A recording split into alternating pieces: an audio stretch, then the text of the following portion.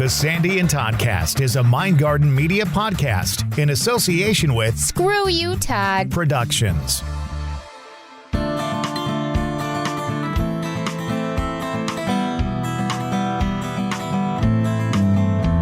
Looks like we're back with another Q&A this week. Yeah, we keep going and going and going, and I'm loving it and really enjoying getting some of these questions. Not only does it show that the listeners, the followers, our friends are paying attention and they're inquisitive, but it makes us think a little bit more too. Absolutely. Season 7, Episode 5, Q&A with S&T, the Sandy and Toddcast, is on the way next. Hey gang, we are Damon, Sue, and Amy Lynn from the Adult Park Paranormal Society. Join us for each episode of the Empathecary Podcast as we take a deep dive into the world of the paranormal, cryptids, the occult, and more. We've seen, heard, and experienced almost everything, and now we're bringing it all to you. Find us on Facebook, TikTok, Instagram, and YouTube, and anywhere you might find your podcasts. Apps Alchemy Podcast is a Mindgarden Media production. Broadcasting from two very different yet magical places not found on any map. Get ready to discuss the strange, weird, ghostly, crazy, spooky, and odd things that take place around us each and every day. All while having a little bit of fun. This is the Sandy and Toddcast.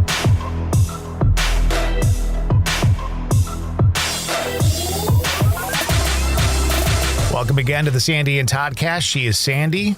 He is Todd. And we are here with another Q&A for our podcast. How cool is this? Like, everybody just keeps sending us questions, and I think it's so neat. Don't stop, because we'll just keep doing this forever. That's fine. And, speaking of that, we're getting so much positive feedback about people loving this kind of format and hearing us give our entertaining opinions and thoughts on this stuff. Mm-hmm. And it's sort of like going old school back to the beginnings for us when we were just kind of winging everything. And, we didn't have it as structured. And I have to admit, I'm really liking it too. Yeah, me too. Yeah, it's fun. It's fun. We haven't had we look on it, it's been how many years now? Like 2 years. We're on season 7, like 2 years now, and a little bit more. And we've just evolved so much, and it's so funny to kind of go back. And we've been through so much. So there were a lot of times when you were really sick, or I was going through something, whatever it happened to be. And so we kind of fit the podcast to fit into what was going on in our lives because we kind of had to. And so things changed a lot for us over the past couple of years. So it's kind of neat just to kind of go back to the beginning and just kind of be us. And it's a lot of fun. Absolutely. Yeah. So more questions this week, more really cool questions. We've got some more for next week already. So keep those questions coming, please, guys. We'd love to hear your questions and your stories. If there's anything that we've sort of hit on in these questions over the season that made you think of a story or something that happened to you, we would love to hear those stories because it just kind of makes it so much more relatable for everybody when they know that somebody else has dealt with something or feels the same way that they do. And it's just kind of really neat. So please, if you have any questions or you have any stories or comments, pass them along to us. We'd love to hear them. All right. You ready? I am. Okay. So this one, we've kind of touched on it a little bit before, but it is such a good question that I thought that I would bring it up again. So Deej from Digging with Deej, our friend Deej, she had a great question. It says, why in a catastrophic event, did I say catastrophic? You said something like Tropicana or something. I don't know. Like a Tropicana event. No, in a catastrophic event of many, many deaths, do some spirits remain and others pass? So you want to go first on this one? What do you think? I just don't know that question can be answered. Like, I think it depends on the individual. I think it depends on the amount of catastrophe. And I think it depends too on we're all constantly growing. We're all constantly evolving, or hopefully we are. Right. So where are you on your journey? So I don't know. I think that question for me is like one of those we can kind of speculate. We can come up with what might be the answer, but I think it's just too tough to really know that. Well, I can only say from my own experience, and I totally agree with you on that. I mean, there's really no way of us knowing why spirits either stick around or they come back. But my gut instinct from my personal experience during investigations, during just thinking about it, is that maybe they're not so much bound to a place, like physically, energy-wise, their energy is not bound to a place. Maybe it's more their consciousnesses, because of the fact that they think that they're bound. They had emotion that they carried. If they were in a place that was, for example, laden with fear when they died, maybe they died in a fire. Maybe their fear holds them to that spot, that fear that they felt. Maybe they're not so much physically bound there, like they just don't realize that they can move on, that they can go to whatever it happens to be, either the next level or another place or in the time continuum, whatever that happens to be when you pass. Maybe they just don't understand that they can go. Maybe that fear or that anger or that surprise is what kind of keeps them there, and they don't realize that they can leave. I mean, again, there's really no way of knowing for sure. It's definitely something that I've experienced in my investigations and I've thought very much about. And I guess I sort of have a goal, a mini goal maybe, to try and figure that out. I did have an experience once that made me think that maybe that's what it really was. And once they are aware of the fact that they can basically be released from that fear or that anger or that shock or whatever it happens to be, that they'll realize that they're able to move on and they'll go. But I just don't think that there's any way for sure of knowing that. But I think it's a great question because it makes you think a lot. And any question that makes you think about something is such a great question. So I don't know. Yeah, I think, an individual could have like a really great experience. Let's say the opposite of catastrophic is just, the best thing that it could ever happen to somebody. Right. I think their energy's left there too. It's just that, maybe we don't necessarily recognize it. I don't want to give too much away because you haven't seen it yet, but a lot of times we'll talk about the Kindred Spirits episodes that we were just recently watching. And just a really interesting one last night. And, here's this family and they're going through some stuff. And we always think, oh, it's tied into, it's a house. Well, I wonder if the family lived there. There's nothing that nobody died in the house. So you can check that off your list. Okay. That's not what was going on, but something was going on. And this energy had fear about things that were going on, like currently. I don't know. I think it's too hard to really know. I think every instance is different. And, this particular instance, I think they came to a conclusion where if there was such a thing as moving on, this individual would have been able to, but I don't think that's the case. I think that they were able to calm it down and get everybody on the same page, but I'm not sure that energy is necessarily going to leave. We'll have to see. I don't know. That's a great point because, again, a lot of people call it crossing over. I don't call it crossing over. I call it releasing them. I kind of release them and give them the ability to have free will to go on and do what they need to do. But that's a good point because just because you give them free will does not mean that they're not going to stay where they are. Right. Exactly. You're showing them that they can leave, but they're not necessarily going to. And that also made me think of, do you remember a couple of years ago when we kind of did a mini sort of case together? Yes. One of our first things we ever did together. And the person was having an issue in her apartment. But we kind of dug into it a little bit and realized that that whole area really had some really bad things that went on in it. And that it may not necessarily have been that one spot that had any kind of attachment. It was sort of like that whole area that did, and maybe they moved around from place to place. And one thing we said to each other was, I wonder if anybody else in that neighborhood was experiencing any activity, which would make sense because I think it was a block away. There was a situation that we learned about that was very, very dark and very bad. Yep. And ongoing and ongoing. And the good point is the little bit you said about the episode last night is that it doesn't necessarily always mean that the land where the building is has something bad. It doesn't necessarily mean that the building itself has something bad. It may just be that area in general that holds that negative or bad energy to it. And this individual, I think, had, whether she wanted to or not, yes, had stuff, basically wherever she went, she was going to find stuff.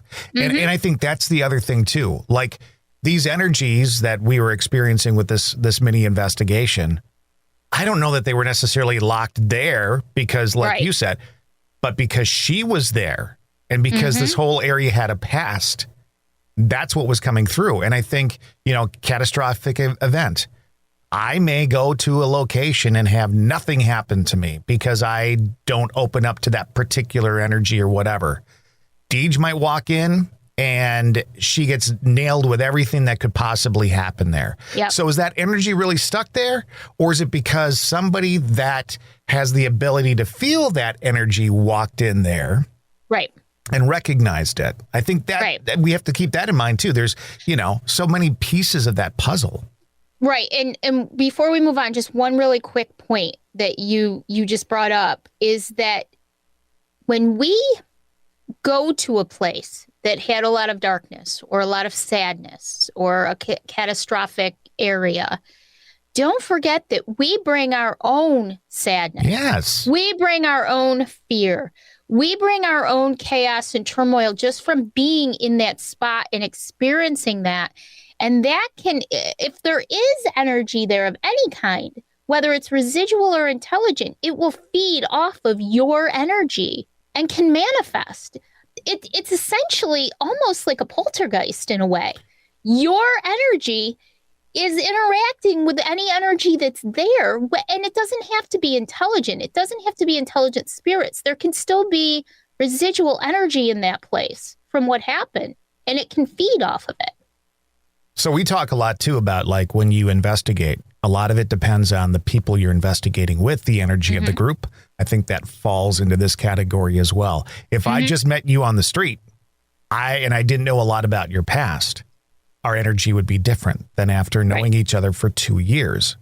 Right. So like you said, you go into a location that had a, as you say, catastrophic event, and you bring your energy to it, that then creates some sort of communication that we're not understanding and all that kind of stuff. So, and if you are the least bit open, it's times 10. Right.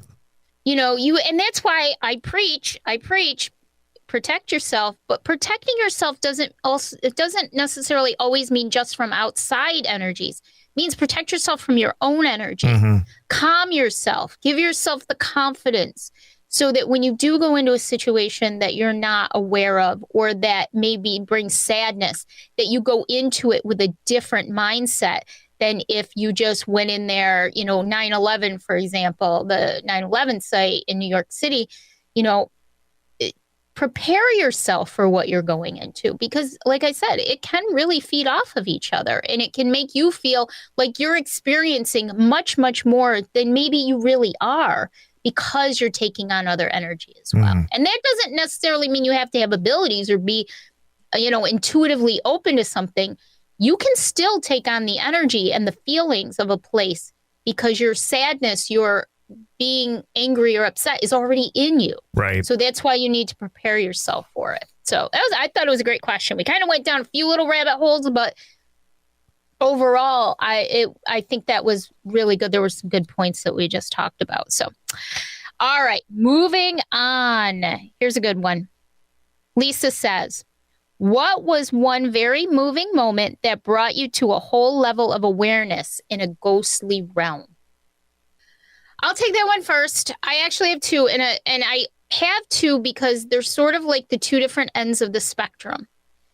There's one that gave me a lot of hope, and then there's one that made me realize the darker side and what I was dealing with. So the one that gave me hope was the one at the Herkimer County Jail last year. And I've talked about this before, so I'm going to be brief. But it was, speaking of releasing, it was during the seance we did at the end of the investigation last April. And this little girl named Lucy came through. And the interesting thing about it was that, and this is really great validation, because someone who is like a psychic medium or is intuitive, empath, you feel these things, you know these things, but it's always great to have validation. And as she was coming through, there were people at the table with us that were actually, like, she would touch them on the knee. They could feel being touched. On the SLS camera, the one that has sort of like the stick figures, there was a small figure under the table, sort of hiding under the table. So it was great validation, especially for me personally. So Lucy was about 10 years old, and she came through.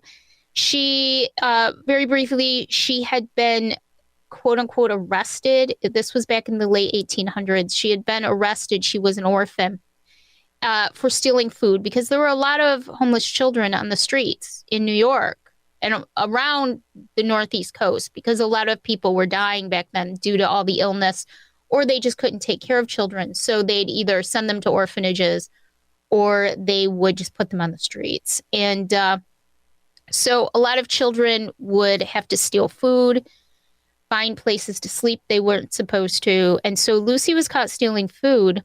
This is all stuff that she told me. And she was sent to jail. They had a wing in the jail for women and children, a separate cell block for women and children. And she was terrified. She was a 10-year-old little girl, this cute little blonde girl with pigtails. And she was terrified. And I don't believe she actually died in jail, nothing like that. But she was drawn back to that terror after she passed. And I don't know what happened to her after the jail thing. I don't know if she went on to live to be very old and happy, or if she unfortunately had something happen to her. But for some reason, she was drawn back to that place in the jail where she was so terrified. And what I did was I called on St. Michael, and I asked St. Michael to help her, to cross her over. Now, normally, as I've said before, I would ask permission before I do something like that of the people that own or take care of the place. I've only done it once before, and I asked permission. But this time, I really thought that it was something that was serious enough that I wasn't about to ask permission. And Lucy's presence in the jail wasn't going to affect anything else that was going on. And so I asked St. Michael to help me, release her from this area and give her the free will to move on if she wanted to. And we could all of a sudden feel it getting much lighter in there. There were other energies, other spirits in there that I had picked up on. But this particular time, it started to feel lighter, and the stick figure under the table started to dissipate and go away. And then in the EVP afterwards, you could hear almost like a door close, like slam shut. And that to me was a very hopeful experience, because it gave me the hope that we can help, that we can learn, that we can do things for them. We can help them. We can release them from that fear. And I will tell you that when we went back to do the fundraiser in July of last year, when I was down in the area, I did the talk in the area where the seance was in the basement. And when I was down there, I did not feel Lucy there at all. She was gone. She had been given the understanding and the free will that she didn't have to stay in that bad place anymore where her terror was. And so that just gave me so much hope and so much understanding that we can help. We don't have to antagonize them and try to force them to communicate with us. We can let them come to us and we can help them. And that's my big goal, is to learn and to help. So I thought that was really uplifting for me. That was a big one. And then the one that kind of showed me the darkness, and you joke with me all the time and tell me that, you know, I'll walk into the black mist and, you know, all this stuff. But it was when you and I and Dave went to the cemetery in Plainfield. Yeah. And until then, I'm not going to say it was all fun and games until that moment, but because I'd had some experiences that weren't, you know, friendly. But this one, when I touched Ed Gein's mother's stone, and I didn't do it to feel this, I did it just to touch it, because sometimes I can touch things and I can feel energy. And I touched it. And the only way that I can describe this is that when I touched it, it was almost like I fell into this dark void. Like there was no emotion, there was no feeling, there was nothing. And I don't like at the time, I don't remember it, but you saw it. I started crying. Like I just started crying, and she was bawling like a baby. But it was such a dark void, and it was just like hopelessness almost. I cannot describe it. There was nothing there. And when I took my hand off, everything started to get better again, but it kind of made me realize that there are some pretty dark things in this world, and that maybe I can feel them more than others, and that it wasn't a good feeling. And so that kind of brought my understanding of the dark side of it to a whole new level. So that's something I will probably never forget. I have never had anything even close to that before or after, and it's something that I don't want to mess with. So those were my two experiences, sort of like the negative and the positive side of it. How about you? I'm not sure that I don't have much to really share. Like nothing's been so over. Well, all right. I mean, one of them is, it wasn't an investigation. Like the positive one was when we were at the lighthouse and my mom came through, right? Yeah. Yeah. I was hoping you weren't going to share that one, because that, you know, for me, that was probably the most touching day that I've had in a long time. It was just a freaking gorgeous situation. Yeah. The worst was when I was, and this has happened a couple of times, but when I get to picking up on other people's emotions and feelings from way out of left field, and I have no idea what's going on, and I'm feeling suicidal and all that kind of stuff, then like that's when it gets dark for me. Like, I know it's not an investigation, but you just realize that there's some dark stuff. Now, listen, I am just as prone, maybe a little bit more prone to depression and all that kind of stuff. I've always been able to kind of lift myself out. And, you know, my thing is, well, you're just going to pull up your skirt and let's get through it, boy, you know, that kind of thing. But that's really a weird thing. And that's really why I keep my walls up, because it's tough. I think I've gotten better at determining what's mine and what's not mine. But man, that can really throw you for a loop if you're not ready for it. It's always a journey. Always, when it comes to trying to discern what's your feelings and what's somebody else's feelings. Always.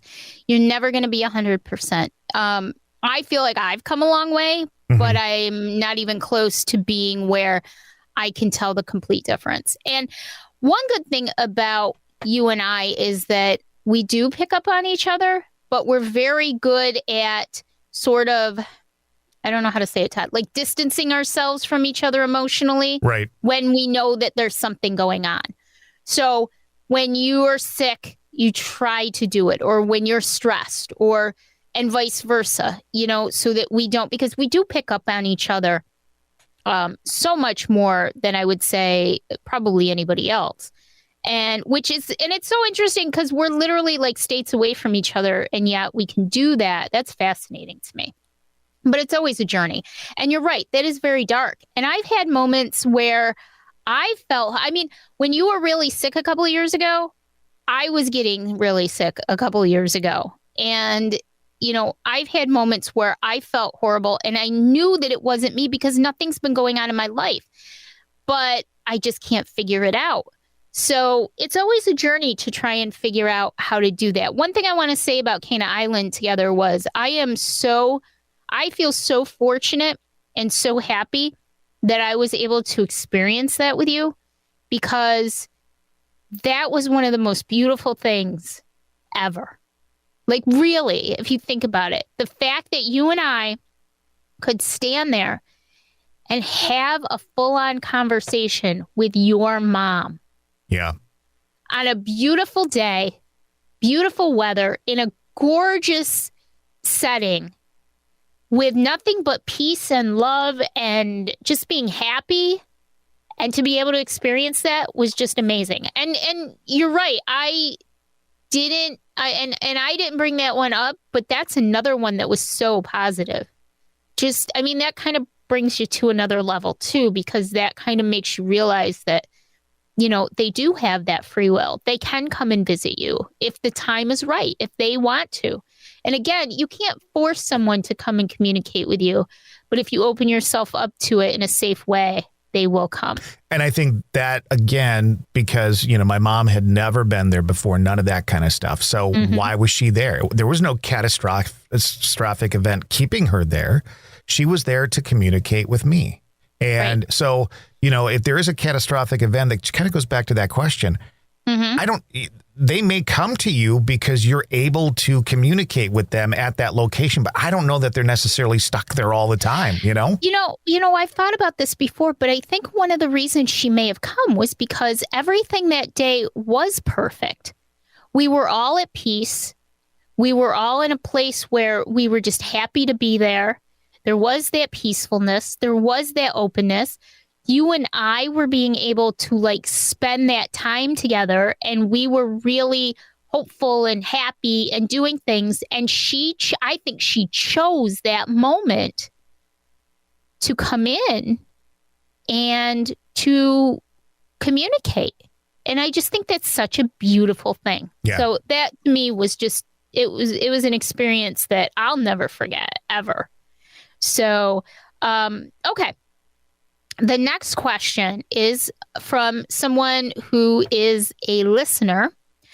They said, what are your thoughts and opinions? I love this one. On ghost hunting 101 type classes. Are they legit? I'll take that one really quickly, and I'll just say they can be. I think here's what you need to do. You need to find out who is teaching them. For instance, like if Sandy and I had a class, we're not going to have all the answers for you, but we're also not going to lead you down the wrong path. Like we're not going to make stuff up just so that you have an experience. So know that if you do that, know who you're getting the instruction from. You always, always, always have to take that information, process it, and make it work for you. You just have to. I'll tell a quick story, and that is years ago, I went to the Stanley Hotel because a bunch of the guys from Ghost Hunters were there, and they were doing, one of those events that you can go to and whatever.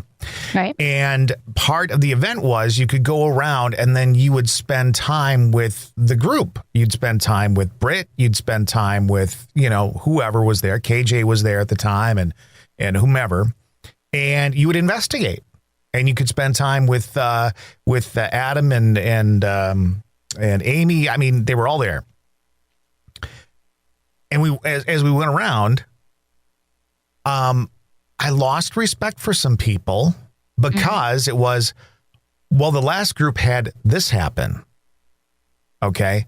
So you go to the next location because you basically, it was like round robin. You went to all these different locations and groups of like 10 went to each location. Oh, you should have been here the last group. They had this happen. Or you should have been here at this last group because that happened. And it's like, boy, we're just one group off, you know? And I just thought to myself, you don't have to make this more exciting than it already is. I don't know that necessarily anything really happened that night that was all that spectacular for me. Right. But I was at the Stanley. I was investigating with people, you know, and it was fun. So again, you're going to do that. That's fine. Just know who you're going to learn from. Make sure they're credible in some way, shape, or form. Do a little research on them. It's very important.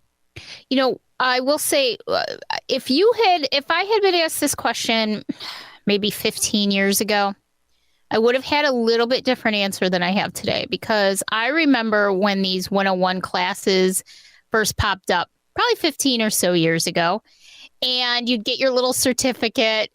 And I didn't want anything to do with it because I knew, I mean, let's face it, not everybody, and I'll be the first to say, I don't know everything. I feel like sometimes I'm not even cracking the surface of what's really going on out there, you know, but if you come across somebody, to your point, if you come across somebody who professes to know everything and be able to teach you everything there is to know and gives you a certificate, so you're a certified ghost hunter, question it. Question it. Now, there are some really cool classes today that will teach you the basics. And that's today as opposed to 15 years ago. If you go into a class and they want to teach you what the equipment is, how to use the equipment, the basics of paranormal investigating, like safety, protection, equipment, some of the approaches that have been used in the past, I think that's fabulous. Yep. I do. I think it's fantastic because everybody needs to start somewhere. And I think that if you start by just learning what the equipment is and, you know, the thought process behind everything, the best classes will let you form your own opinions. The best classes will let you have your own experiences, but they'll give you that solid base. I think that's fantastic.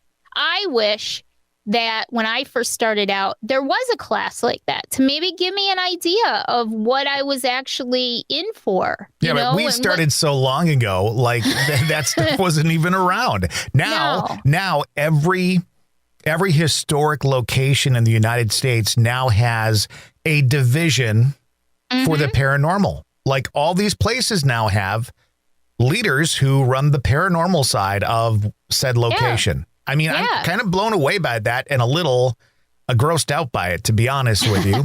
But these places make a lot of money getting people to come in and do groups with investigating and all that kind of stuff. Right. And in the same, you know, what's it going to cost you? If it's $50 and you get a couple classes out of it or an afternoon or something like that, as long as it seems like a credible situation, do it.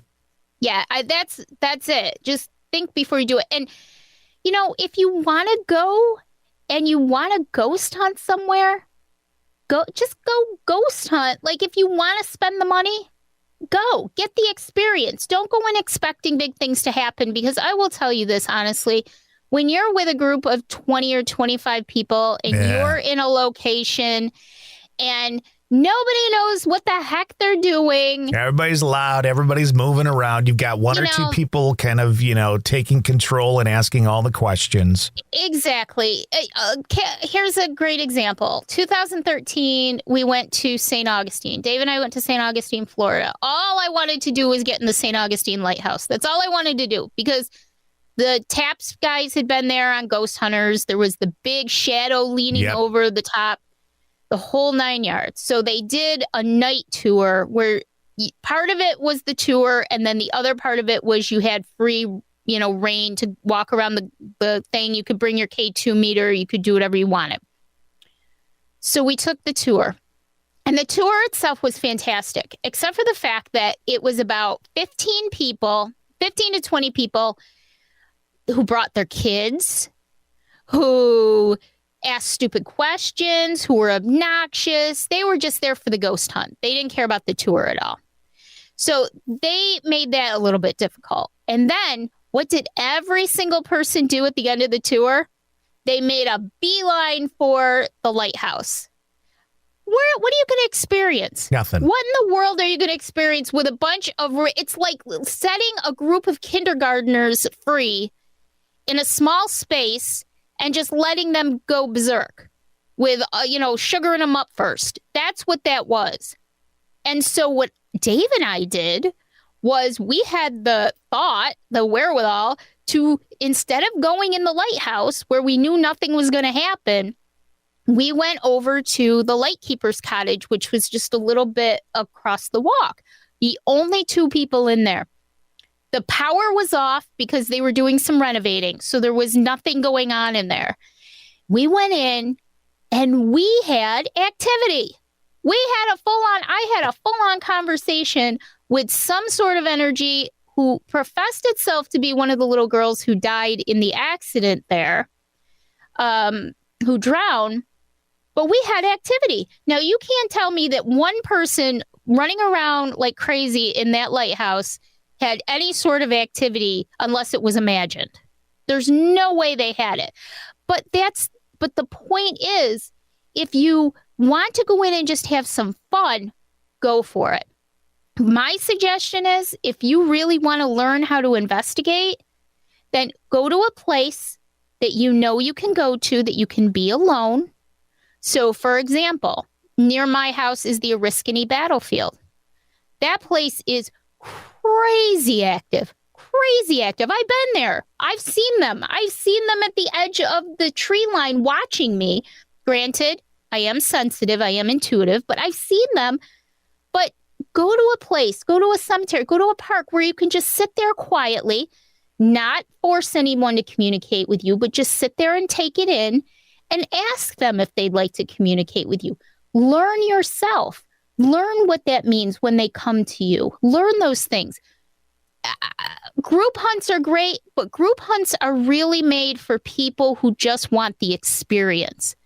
They don't really want to, how should I put this? They don't really want to be a paranormal investigator. They just want that cheap thrill. And I mean that with the utmost respect. But if you go to something like that, expect a little bit of chaos, maybe a whole lot of not so, big things happening. Very rarely do big things happen to a group of people who have no experience whatsoever.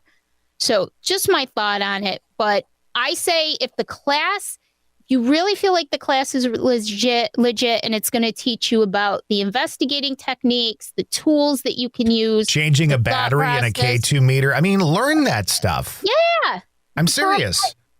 Yeah, by all means, please take the course because I think it's great. We just kind of had to learn everything on our own. We talked a little bit about locations like St. Augustine and stuff like that, and I mentioned how these historic places now literally have a division of the paranormal. Mm-hmm.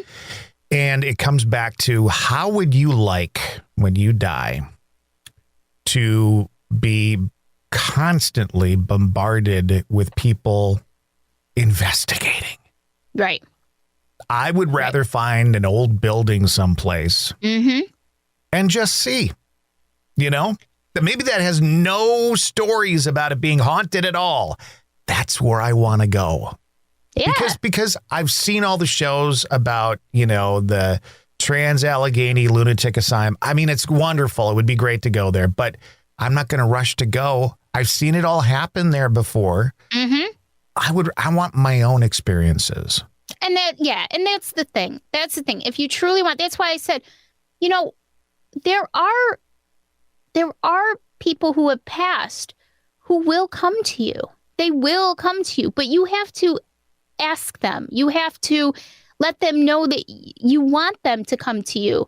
By egging them on, by trying to force them to communicate with you. And that's what a lot of these group investigations are. They're just sort of like trying to force them to, and you've got a lot of people, you might kind of know what you're doing, but the person next to you has no clue and they're cracking jokes the whole time.